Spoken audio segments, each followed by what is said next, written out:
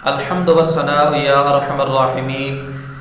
والصلاة والسلام یا رحمۃ للعالمین اما بعد فاعوذ باللہ من الشیطان الرجیم بسم اللہ الرحمن الرحیم۔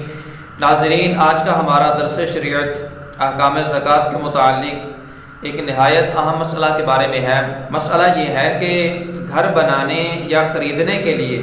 جمع کی ہوئی رقم کے اوپر زکوٰۃ کیوں لازم ہوگی؟ تو اس سوال کا جو حکم شرعی ہے وہ یہ ہے کہ ایسی صورت کے اندر کہ ایک شخص ہے، اس نے پیسوں کو جمع کر رکھا ہے یا وہ پیسے جوڑ رہا ہے، جمع کر رہا ہے، اس کا ارادہ یہ ہے کہ میں اپنا گھر خریدوں، میں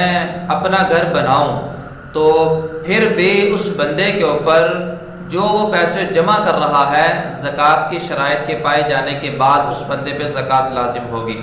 اس میں ہم یہ نہیں کہہ سکتے کہ اس بندے نے اپنا ذاتی گھر بنانا ہے اور اپنا ذاتی گھر خریدنا ہے، اور جو ذاتی گھر ہوتا ہے وہ انسان کی حاجات اصلیہ میں داخل ہوتا ہے، لہٰذا اس بندے پہ زکوٰۃ لازم نہیں ہوگی۔ فی الحال جو صورتحال ہے اس کو دیکھا جائے گا کہ فی الحال اس کے پاس جو رقم پڑی ہوئی ہے وہ اس کی حاجات اصلیہ سے اضافی ہے۔ اس بندے نے نہ تو گھر خریدنے کے لیے پیسے دے چکا ہے، نہ ہی وہ گھر جو ہے نا وہ بنانے کے لیے پیسے انویسٹ کر چکا ہے۔ موجودہ اس بندے کے پاس جو رقم ہے اس کو ہم دیکھیں گے، علماء نے اس مسئلے کی صراحت کی ہے اس چیز کی کہ جو بندے کے پاس موجودہ رقم ہوتی ہے اس کی حاجات اصلیہ کے علاوہ، چاہے وہ گھر بنانے کے لیے رکھی ہو، چاہے اس نے گھر خریدنے کے لیے رکھی ہو، اس رقم کے اوپر شرعی اعتبار سے زکوٰۃ لازم ہوگی۔ وہ بندہ اس رقم کے اوپر زکوٰۃ دے گا، وہ جو رقم اس بندے نے اپنے پاس جمع کر رکھی ہے وہ اس کی حاجات اصلیہ کے تحت داخل نہیں ہوگی۔ لہٰذا یہ چیز سوچ کے زکوٰۃ ادا نہ کرنا کہ گھر چونکہ انسان کے حاجات اصلیہ میں آتا ہے لہٰذا اس پہ زکوٰۃ جو ہے نا وہ لازم نہیں ہوگی، اور میں جو رقم جمع کر رہا ہوں وہ گھر بنانے کے لیے یا خریدنے کے لیے جمع کر رہا ہوں، یہ بالکل بھی نظریہ درست نہیں ہے۔ ہاں، اس میں یہ بات یاد رہے کہ اگر اس بندے نے گھر بنانے کے لیے پلاٹ کی جو ایڈوانس میں رقم دی جاتی ہے جسے بیانہ کا نام بھی دیا جاتا ہے، اس نے بیانہ دے دیا، رقم دے دی، بقیہ کچھ رقم اس کے پلاٹ کی دینے والی باقی رہ گئی، تو یہ جو بقیہ رقم اس کے پاس اس کے اوپر باقی رہ گئی ہے یہ بطور قرض کے رہ گئی ہے، لہذا اس رقم کو زکوٰۃ کے اندر جو ہے نا وہ منہا کریں گے، اس کا زکوٰۃ میں کوئی اعتبار نہیں ہوگا۔ اسی طرح اس نے گھر خرید لیا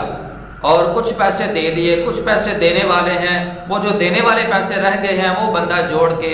اپنے پاس جمع کر رہا ہے تاکہ اس رقم کو ادا کر لیں، تو ایسی صورت کے اندر بھی یہ جو دینے والے پیسے ہیں یہ بھی قرض کے زمرے میں آئیں گے۔ یہ جو پیسے ہوں گے ان کو الگ کر لیں گے۔ اس کے علاوہ جو بندے کے پاس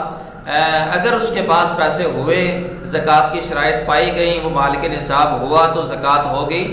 بصورت دیگر ان دو صورتوں کے اندر زکوٰۃ لازم نہیں ہوگی۔ مسئلے کو دوبارہ ذہن نشین کر لیں کہ بندے نے پلاٹ کا بیانہ دے دیا ہوا ہے یا گھر خرید لیا ہوا ہے اور کچھ ایڈوانس پیسے دے دیے ہوئے ہیں، کچھ پیسے اس کے باقی رہتے ہیں، تو یہ جو باقی رقم رہ گئی ادا کرنے والی یہ بطور قرض کے جو نا وہ ادا کرنے والی باقی رقم ہے، لہذا اس کو ہم الگ کریں گے۔ اس کے لیے جو پیسے جوڑ رہا ہے اس کے اوپر واقعی کوئی زکوٰۃ لازم نہیں ہوگی، لیکن اگر اس نے بالکل ابھی نہ بیانہ دیا ہے، نہ اس نے ایڈوانس میں کچھ پیسے دیے ہیں، صرف ابھی پلان بنا رہا ہے اور سوچ رہا ہے کہ میں گھر بناؤں گا، گھر خریدوں گا، اس کے لیے وہ پیسے جمع کر رہا ہے، سال گزر گیا، مال کے نصاب ہو گیا، زکوٰۃ کی بقیہ شرائط بھی اس بندے کے اوپر پائی گئی، تو لہٰذا وہ بندہ زکوٰۃ ادا کرے گا۔ اللہ تعالی ہم سب کو احکام شرع کو توجہ کے ساتھ سننے کی، عمل کرنے کی، امت مسلمہ تک پہنچانے کی توفیق عطا فرمائے۔ آمین بجاہ النبی الامین صلی اللہ علیہ وسلم۔